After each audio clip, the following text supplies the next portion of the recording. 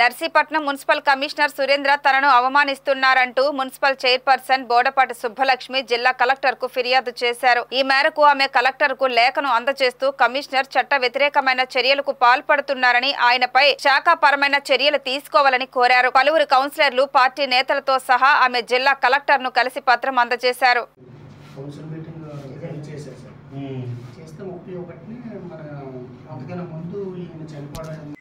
Meeting నేను time పెట్టిందని నేనే, కానీ ఏంటంటే మన మన్మోహన్ సింగ్ గారు చనిపోయిన కారణం వల్ల సంతాపన దినాలు ఒకటి ప్రకటించారు. కేంద్ర ప్రభుత్వం, రాష్ట్ర ప్రభుత్వం కూడా ప్రకటించారు. అయితే నర్సీపట్నంలో స్పీకర్ గారు కూడా మాకు ప్రకటించింది స్పీకర్ గారే, అయ్యన్ పాత్ర గారు.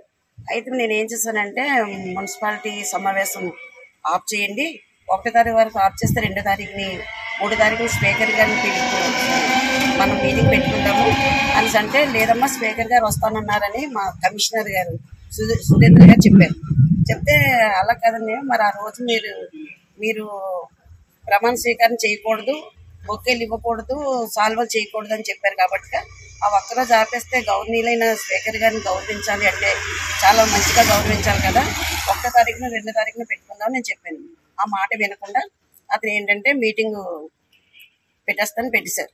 అంటే పెట్టేసిన తర్వాత స్పీకర్ గారు చెప్పడంలో ఏంటంటే, వారం రోజుల ముందుగానే నేను మున్సిపాలిటీ కమిషనర్కి లెటర్ ఇచ్చాను, నేను వస్తున్నట్టు నేను తెలియపరిచాను అనేసి అతను అంటున్నారు. కానీ మాకు ఎవరికి తెలియపరచలేదు కమిషనర్ గారు. అయితే కౌన్సిలర్కి కూడా తెలియపరచలేదు.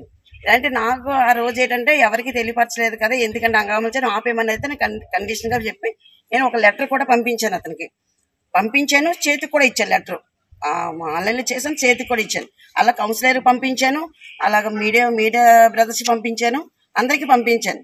అయినా సరే అతను ఆపలేదు. కానంటే మీటింగ్ లో స్పీకర్ గారు అన్నది ఏంటంటే, నేను ఈవేళ ప్రమాణ స్వీకారం చేయడానికి వచ్చాను, బడ్జెట్ విషయం అదే మాట్లాడటానికి కానీ దేనికి మాట్లాడడానికి కాదు, కానీ ప్రమాణ స్వీకారం చేయడానికి వచ్చాను. నేను వచ్చే ముందు నేను చైర్పర్సన్ గారు నా ఆహ్వానం పలకలేదు అనేసి అతను అంటున్నారు. అని నాకు తెలియలేంది నేను ఎలా పలుకుతానండి, అది నాకు తెలియపరచాలి కదా, తెలియపరచలేదు కమిషనర్ గారు, నాకు తెలియపరచలేదు. అందుకని నేను వెళ్ళలేదు.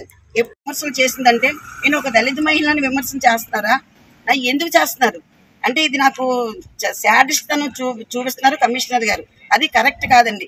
కమిషనర్ గారి గురించి మాట్లాడాలంటే చాలా ఉన్నాయి. ఎందుకంటే నేను ఒకసారి మళ్ళీ ప్రెస్ మీట్ పెట్టి నేను కమిషనర్ గారి గురించి నేను అందరికీ చెప్పాలని కూడా నా మనసులో ఉంది, నేను చెప్తాను. ప్రస్తుతానికైతే నేను చేసింది తప్పు కాదు కాబట్టి నేను కమిషనర్ గారి మీద కలెక్టర్ గారికి లెటర్ నేను జారీ చేయవలసి వచ్చింది, కంప్లైంట్ చేయవలసి వచ్చిందండి.